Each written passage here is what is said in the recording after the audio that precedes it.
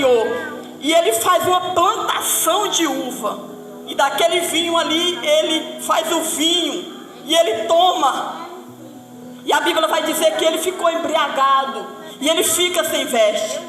E o filho que não sabe o que é honrar um pai foi trazer escândalo, mas os outros pegaram a capa, vieram por detrás e cobriram a nudez do seu pai. A igreja de hoje tem estado na fenda da rocha.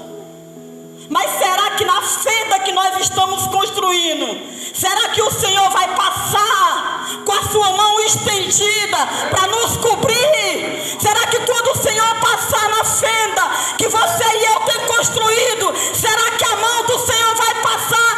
A presença do Senhor vai passar? Oh, aleluia!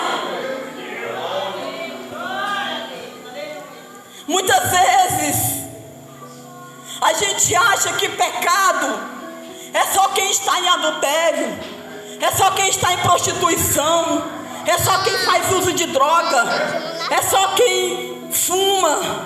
Não, irmão, o pecado, ele bate todos os dias na nossa porta. A partir do momento que nós deixamos de priorizar o céu para priorizar os nossos prazeres, as nossas vontades, os nossos desejos, você vai ver que Esaú, ele chega cansado. Ele chega cansado. E ali Jacó estava preparando aquele guisado. E ele pede para o seu irmão o guisado. Mas Jacó, ele já usou de estratégia. Ele falou: se tu me der a tua primogenitura, jurar, eu te dou esse guisado e o pão. E ali, o cansaço de Esaú fez ele desprezar a primogenitura dele. E aí você vai ver que quando Isaac, ele está já para vir e morrer, a Bíblia vai dizer que ele pede para Esaú fazer um guisado para ele abençoar, porque era dos costume do povo daquele tempo, quando tivesse para ir chamar os filhos e abençoar os filhos. E aí você vai ver que mas Jacó vai na frente, prepara o guisado, pega os pelos daqueles animais e coloca nos braços de Jacó, e ele vai lá e pega a bênção. Esaú, quando chega com o guisado para o seu pai, alguém já tinha ido lá e pegado a bênção, e ele fica irado, nervoso, com raiva. Mas sabe o que eu entendo aqui? Que no dia que ele desprezou a primogenitura dele, ele desprezou o chamado. Quantos têm desprezado o chamado? E muitas vezes quando quer reivindicar, o Senhor já colocou outro no lugar que pegou a tua bênção. Porque quando eu não quero ir, Deus levanta Davi que quer ir. Quando Saul não quis ir, Deus levantou Davi que quis ir. Quando Judas não quis ir, Deus levantou Pedro, levantou Paulo, levantou a mulher samaritana. Ele levantou muitos que quiseram ir fazer a obra missionária do Senhor Jesus. E aí você vai ver que Esaú, ele vai questionar, mas ele se esqueceu que no dia que ele chegou cansado, ele pegou a primogenitura dele e trocou pelo um prato de lentilha e pelo pão. Quando ele quis questionar, já era tarde demais. Você vai ver que Jacó, ele vai embora para aquela terra de Labão, seu tio. E Isaac fica lá em Gerar, e ele deseja ir embora daquele lugar. Sabe o que Deus falou para Isaac? Tu vai ficar aqui. Os que te abençoar, eu vou abençoar. Os que te amaldiçoar, eu vou te amaldiçoar também.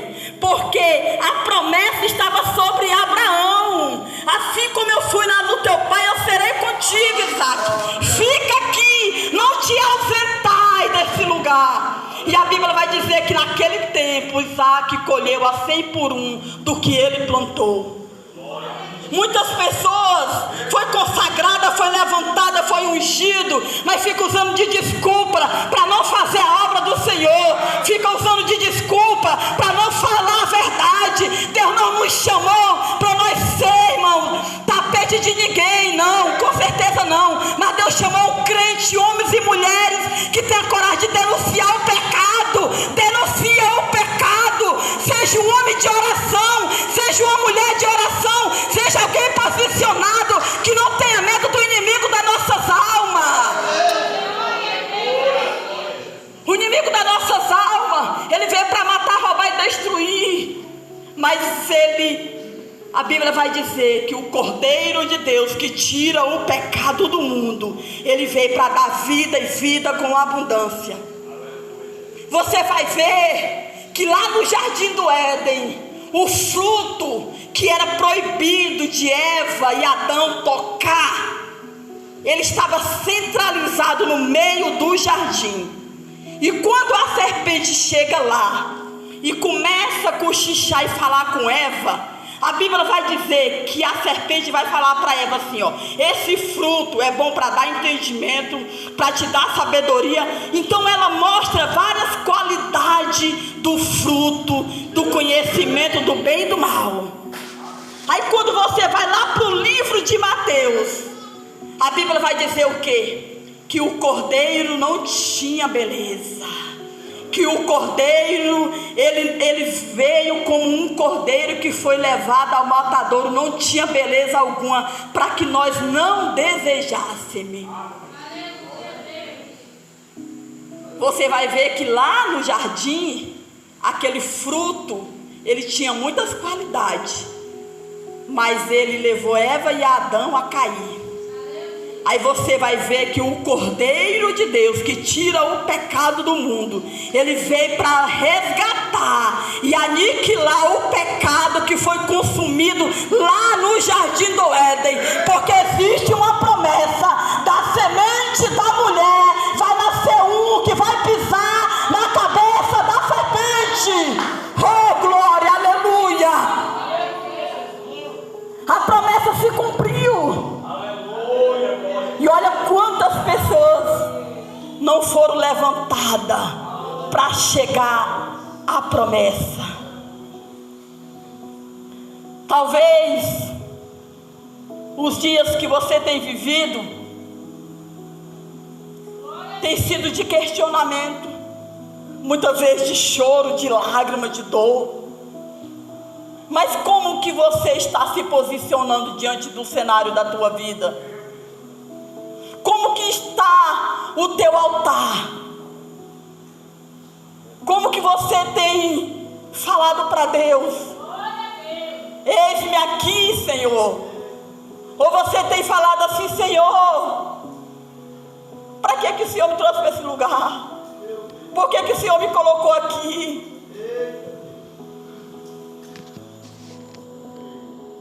Esaú, ele foi questionar, mas ele esqueceu que ele tinha vendido a primogenitura dele, trocado.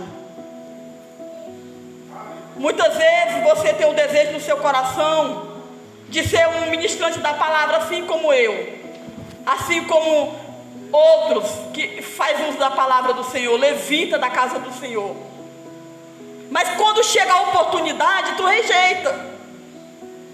Aí quando tu vê alguém fazendo, aí tu fala assim: rapaz, eu queria ser igual fulano. Mas aí no dia que tu teve a oportunidade, tu rejeitou.